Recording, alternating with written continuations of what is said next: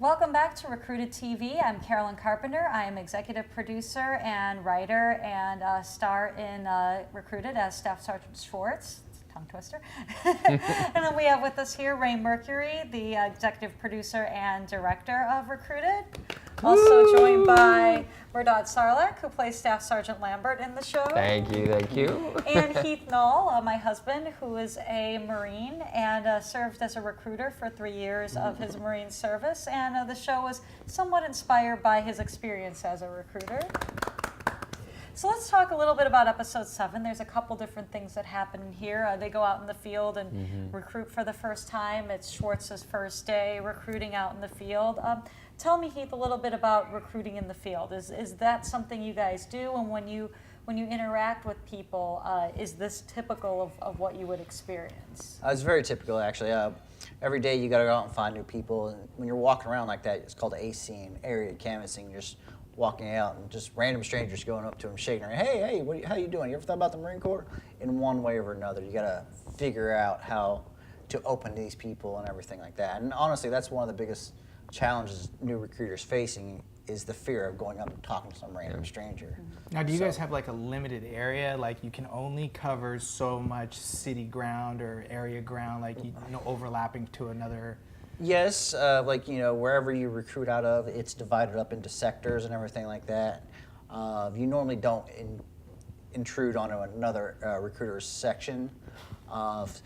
Sometimes you work together with another recruiter. If you're really good, you guys work together and you tag team it. Like there's one time we were out driving along, me and this other guy.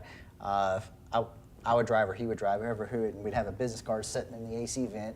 See some random kid on the street, you just pull up, hey, what's going on? Here's a card. And you actually get appointments that way sometimes.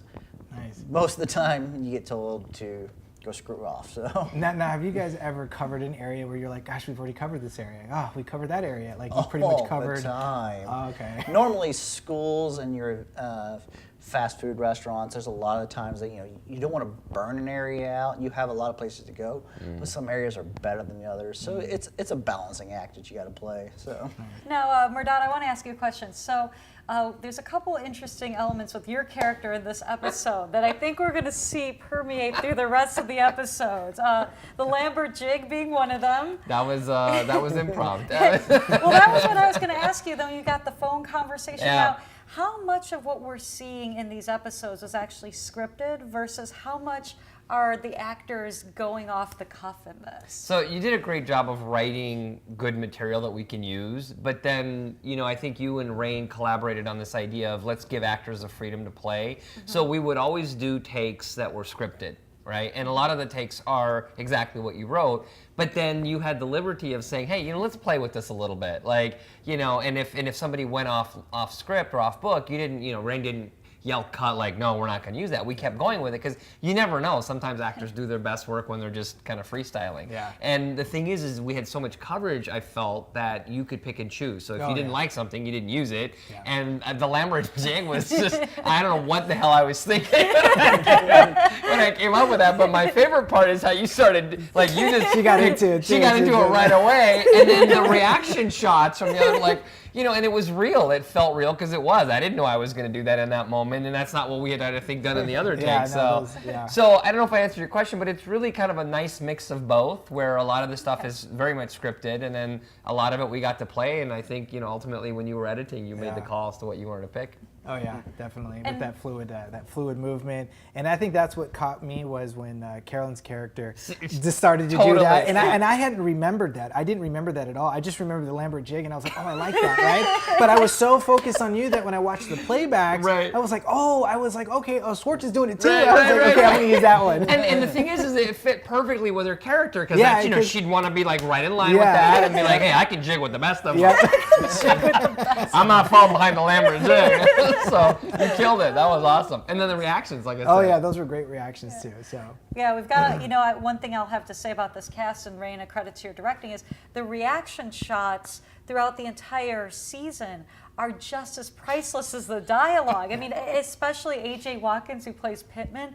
I'm getting a lot of comments back from fans and from audience that he's one of their favorite characters based on his reactions to everything alone. I mean, he's the guy that's been in the office the longest. He's worked in that out in the recruiting arena the longest. He's seen a lot of different people come and go, and he's just kind of like this sage eye in the back of the room, like, he does. He's got that. He's got that. His is the most, and I think he's a former Marine, retired. So so he definitely has probably come across many of those moments and stuff, and has had those. Oh, I know this one. So there was definitely probably pulling from a real emotion. You can tell.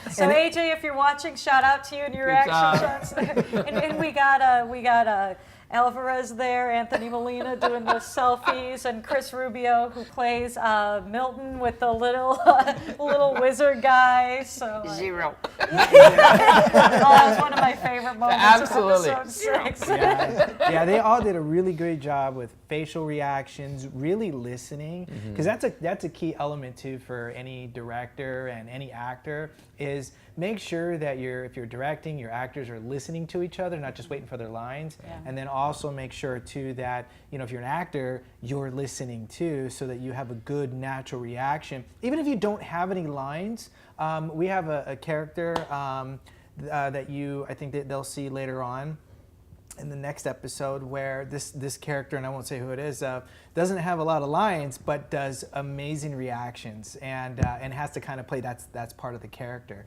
and it really just played out well. So it's really important. So acting is more reacting than it is acting. Yes. Now, another interesting thing, so we're 7 episodes into the series now, and you have these really cool direct-to-cameras that you have the characters talking, and I didn't write that.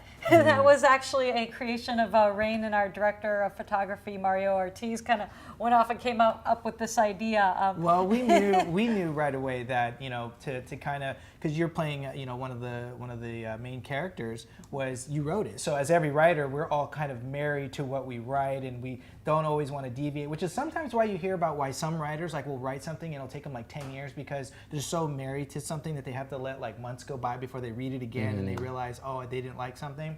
And so we realized, well, what if we throw you to the to the wolves, or throw a loop in there, a monkey wrench, and really kind of like take you out, because it's something where it's fresh, it's new, it's something that you didn't personally think of, and that you can kind of be off the cuff too. So we really thought that might actually play into it, and actually it worked out great. Yeah, it was fantastic.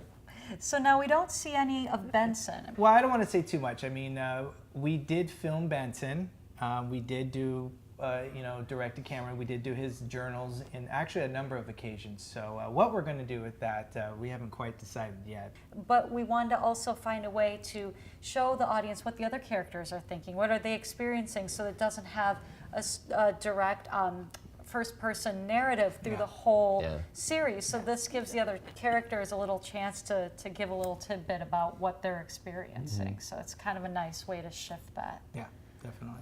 All right, well, thank you all for watching Recruited Talkbacks for episode 7. Stay tuned for episode 8, getting ready to air next week, and we'll be back soon. Thank you. Bye.